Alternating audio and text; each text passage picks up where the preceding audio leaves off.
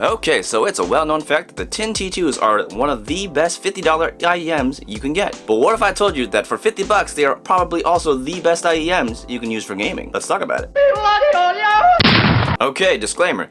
I'm not going to be reviewing these earbuds from an audiophile perspective. There's a lot of other channels doing that. I'm going to be checking them out for a gaming perspective. So keep that in mind as you're going along with this. Anyhow, for 50 bucks, you get a pretty nice case. The box itself is kind of leathery and has Tin's little logo embossed in the front. The packaging is surprisingly nice, having this book-like appearance, and I can definitely see myself using this to store other random things in the future. Unboxing is also pleasant, as it has this sort of luxury feel to it. Anyway, what you're gonna get are the earbuds, which use a detachable cable. Aside from the tips on the earbud, you're gonna get a set of foam tips, as well as a whole package of different size silicone tips. You also get a manual and a pretty card thing.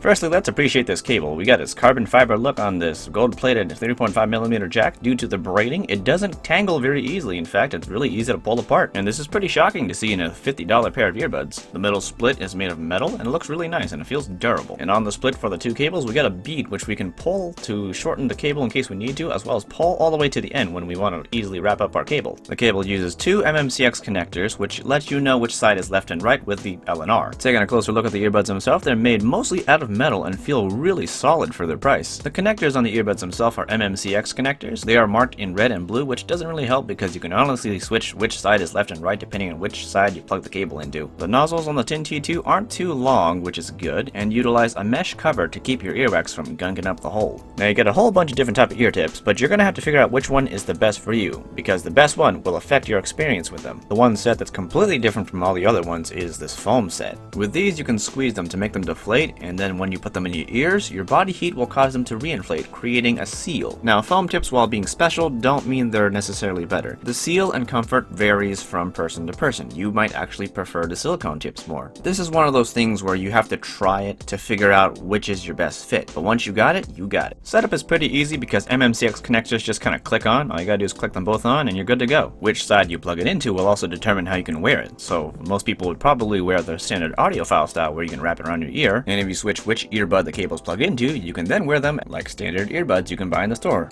How you wear them is completely up to you, but this method typically has more chances of cable noise when you move your head around. Now once again, I'm not going to be talking about these from a music listening perspective, but rather a gaming one. And so when it comes to gaming, these earbuds are definitely better for competitive gaming. There are several reasons for this. One, the soundstage is a little more intimate. I'm not saying there's no soundstage, I'm just saying it's smaller. With a more realistic, larger soundstage, distant enemies are going to be very quiet. With a smaller soundstage that you would find on these guys, even if your enemies are kind of far-ish, you will still be able to hear them. Another great thing about these things is that they have really good imaging. They're definitely not pinpoint accurate, but they're accurate enough that I've been able to find a lot of enemies and know where they're coming from, my left, my right, diagonal, and sometimes above me. When it comes to below, I've noticed headphones in general kind of struggle with that because we're like more in a dome rather than being in a sphere of sound, if that makes sense at all. That just might be a sound engineering type of thing. Now when it comes to the sound signature of these guys that make them helpful for competitive gaming, it's the fact that the mids are kind of pronounced and they're also pretty detailed. What this allows you to do is hear voices, gunshots, and steps a lot easier. Being able to hear the sounds of footsteps allows you to catch the enemy when they're coming. And the fact that the detailing of these is pretty good allows you to differentiate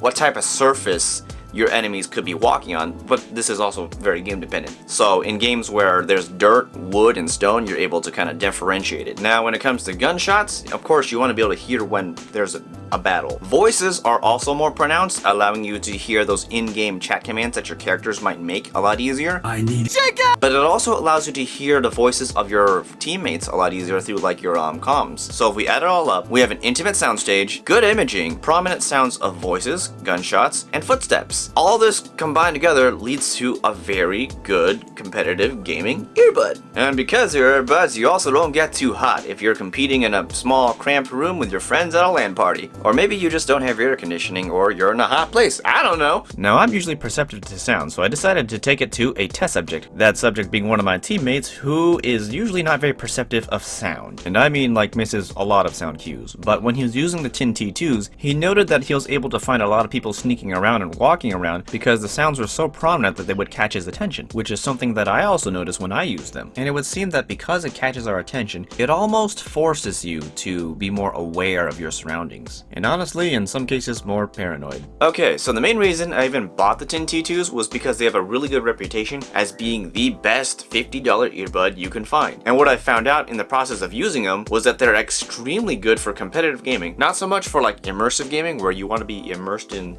the environment like it's a cinematic type of game. Like, they're okay for that immersion, but I would definitely choose something with a larger sound stage and a more neutral sound, or even more bass, honestly, because these things don't pack a lot of bass, not gonna lie now. There is a hack where people plug the little dotted holes in the back of these earbuds to increase the bass, but this can cause drive reflex, which isn't really good for your earbud, so I don't recommend it, but if you want to do it, you can do it. Anyway, I guess that makes the Tin T2 like the gold standard in terms of IEMs for gaming at $50. I'm gonna leave some links in the description where you can buy them, and they are affiliate links, so I do get a kickback, which helps me afford things to put up on the channel. Anyhow, this has been technical. I hope this has helped you out at all, and I'll see you next time.